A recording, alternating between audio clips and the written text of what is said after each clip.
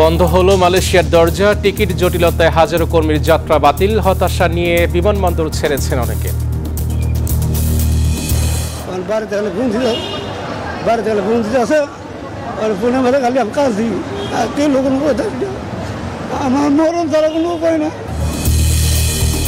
বাংলাদেশ জাতিসংঘের গুরুত্বপূর্ণ অংশীদার বললেন গুতেরেস, রোহিঙ্গাদের প্রতি উদারতার জন্য সরকারের প্রশংসা।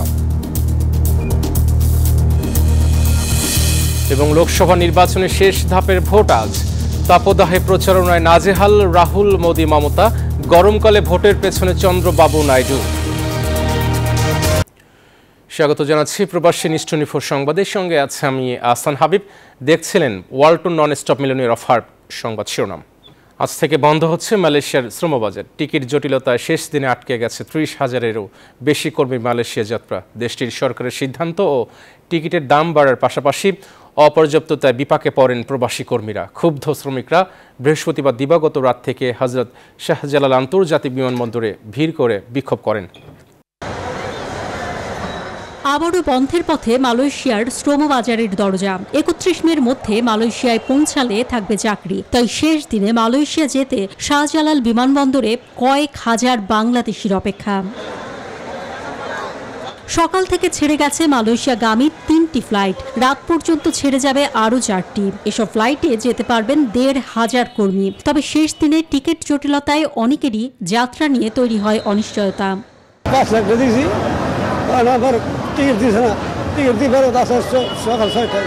সকাল 8টায় আইসি, 8:30টায় আইসি, এখন পর্যন্ত আমাদের এজেন্ট আমাদের সাথে দেখা করেনি। টাকা দিচ্ছি, 6 লাখ টাকা দিচ্ছি।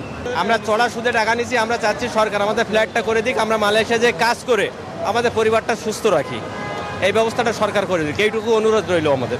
সবার অপেক্ষা শেষ হবে কিনা তা নিশ্চিত না হলেও শুক্রবার সন্ধ্যায় একটি বিশেষ ফ্লাইট পরিচালনার ঘোষণা দিয়েছে বিমান বাংলাদেশ এয়ারলাইন্স। ফ্লাইটে মোট 231 জন যাত্রী পরিবহন করা হবে। প্রবাসী কর্মীদের ক্ষোভ, সিন্ডিকেট করেই বিমান ভাড়া বাড়ানো হচ্ছে। মালয়েশিয়া যাওয়ার জন্য এই 2 বছর ভুগতেছি। আজকে কালকে প্রতিদিন অফিসে যাই, প্রতিদিনই করে অফিসে যাই, কাজ হয় না। আমাদের কথা ছিল 5 লাখ টাকা, পরে এসে বলতেছে এখন টিকিটের দাম বাড়তি, আপনাদের আরো টাকা বাড়তি দিতে হবে। 15 বছরের 3 দফায় মালয়েশিয়ায় বাংলাদেশের শ্রমবাজার বন্ধ হয়েছে। প্রতিবারই শ্রমিক পাঠানোর ক্ষেত্রে সামনে এসেছে চক্র বা সিন্ডিকেট।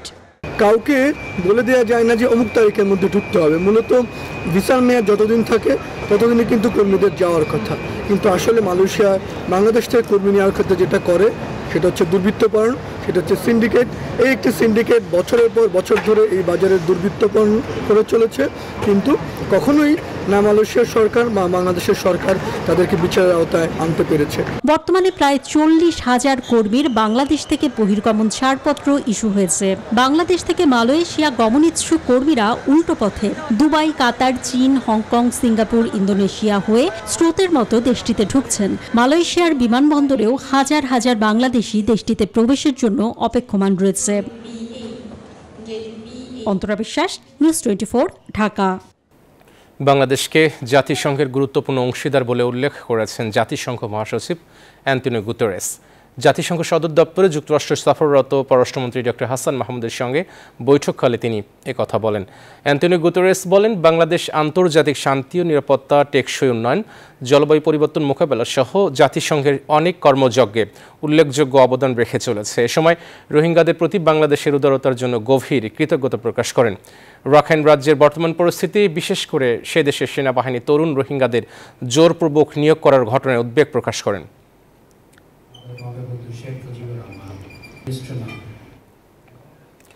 বিদেশিদের কাছে নালিশ করেও বিএনপি সুবিধা করতে পারেনি বলে মন্তব্য করেছেন বাংলাদেশের পররাষ্ট্রমন্ত্রী হাসান মাহমুদ। নিউ ইয়র্কে এক আলোচনা সভায় প্রধান অতিথির বক্তব্যে তিনি এসব কথা বলেন। New York state Awami League এই সভার আয়োজন করে। এ সময় উপস্থিত ছিলেন যুক্তরাষ্ট্র আওয়ামী লীগের সভাপতি ডক্টর সিদ্দিকুর রহমান, সাধারণ সম্পাদক আব্দুস সামাদ আজাদ, সহ সভাপতি লুৎফুর করিম সহ আরও অনেকে। এছাড়া যুক্তরাষ্ট্রে নিযুক্ত বাংলাদেশের রাষ্ট্রদূত মোহাম্মদ ইমরান, নিউ ইয়র্কে নিযুক্ত কনসাল জেনারেল নাজবুল হুদা সহ আওয়ামী লীগ ও অঙ্গ সংগঠনের নেতৃবৃন্দ উপস্থিত ছিলেন।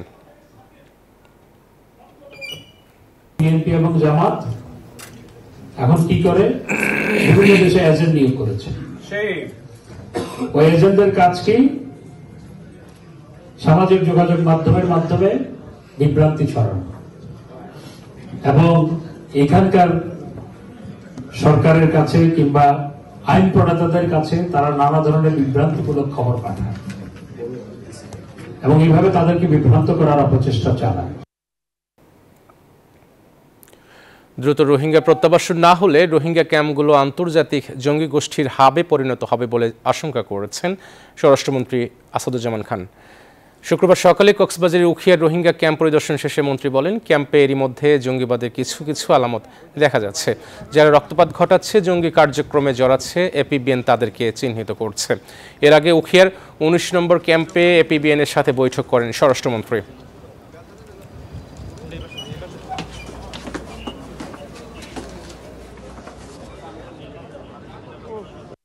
এদেরকে তাড়াতাড়ি যদি আমরা রিপাট্রিয়েট না করতে পারি, এখানে অস্ত্র প্রতিষ্ঠা করে এখানে ইন্টারন্যাশনাল টেরোরিস্টদের একটা হাব হয়ে যেতে পারে, আর এখানে অস্ত্র সঞ্চালনী হতে পারে, অনেক কিছু হতে পারে। সেই হতে পারার মধ্যে কিছু কিছু আলামত আমরা দেখছি। আজ সপ্তম দফার মধ্য দিয়ে শেষ হচ্ছে ভারতের লোকসভা নির্বাচনের ভোট গ্রহণ। সপ্তম ও শেষ দফার ভোটে ৭ রাজ্য ও একটি কেন্দ্রশাসিত অঞ্চলের ৫৭ আসনের প্রতিদ্বন্দ্বী প্রার্থীদের ভাগ্য নির্ধারিত হবে। তবে এবারের ভোট পর্বে সহিংসতার আশঙ্কা করা হচ্ছে। এমন অবস্থায় রাজ্যে রাজ্যে মোতায়েন থাকছে কেন্দ্রীয় বাহিনী। শুধু কলকাতাতে মোতায়েন করা হয়েছে ২৪৬ কোম্পানি কেন্দ্রীয় বাহিনী। এদিকে ৪ জুন নির্বাচনের ফল ঘোষণা করা হবে।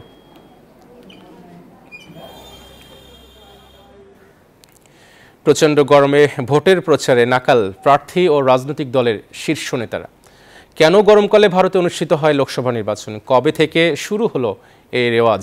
এর পেছনে আছেন তেলেগুর সাবেক মুখ্যমন্ত্রী চন্দ্রবাবু নাইডু। তার আবেদনেই অক্টোবর থেকে সরিয়ে নেওয়া ভোট শুরু হয় মার্চ, এপ্রিল, মেতে। উত্তর ভারত জুড়ে তীব্র দাবদাহ। দিল্লি, উত্তরপ্রদেশ, রাজস্থানে পারদ রোজ নতুন নতুন উচ্চতায় পৌঁছচ্ছে। এরই মাঝে চলছে লোকসভা নির্বাচন। কয়েকটি রাজ্যে ভোট দিতে আসা ব্যক্তিরা নিচ্ছেন কোল্ড ড্রিঙ্কস। লম্বা লাইনে দাঁড়িয়ে থেকে হাঁপিয়ে উঠছেন ভোটাররা। শেষ ধাপে স্লক ওভারের প্রচার চালিয়ে যাচ্ছেন রাজনৈতিক ক্রেতারা। মঙ্গলবার উত্তরপ্রদেশের দেওরিয়াতে জনসভার মঞ্চে ভাষণ দিতে দিতেই রাহুল গান্ধী বলে ওঠেন, খুব গরম লাগছে। গরমে ভোট রাখা নিয়ে পশ্চিমবঙ্গেও ক্ষোভ ঝাড়েন মমতা ব্যানার্জি। 2 দশকের উপরে হলো চরম গ্রীষ্মেই ভারতের লোকসভা ভোট হচ্ছে। আর এর পেছনে আছেন অন্ধ্রপ্রদেশের সাবেক মুখ্যমন্ত্রী ও তেলুগু দেশম পার্টির নেতা চন্দ্রবাবু নাইডু। 2004 সালে ভারতের নির্বাচন অক্টোবর মাসে হওয়ার কথা ছিল, কিন্তু তখন অন্ধ্রপ্রদেশের মুখ্যমন্ত্রী ও তেলুগু দেশম পার্টির নেতা চন্দ্রবাবু নাইডু প্রধানমন্ত্রী অটল বিহারী বাজপেয়ীকে অনুরোধ করেন লোকসভা নির্বাচন কয়েক মাস এগিয়ে আনার। তারপর থেকেই টানা 5বার এই অসহ্য গরমে ভারতীয়দের ভোটের লাইনে দাঁড়াতে হচ্ছে। চন্দ্রানী চন্দ্রা, নিউজ 24।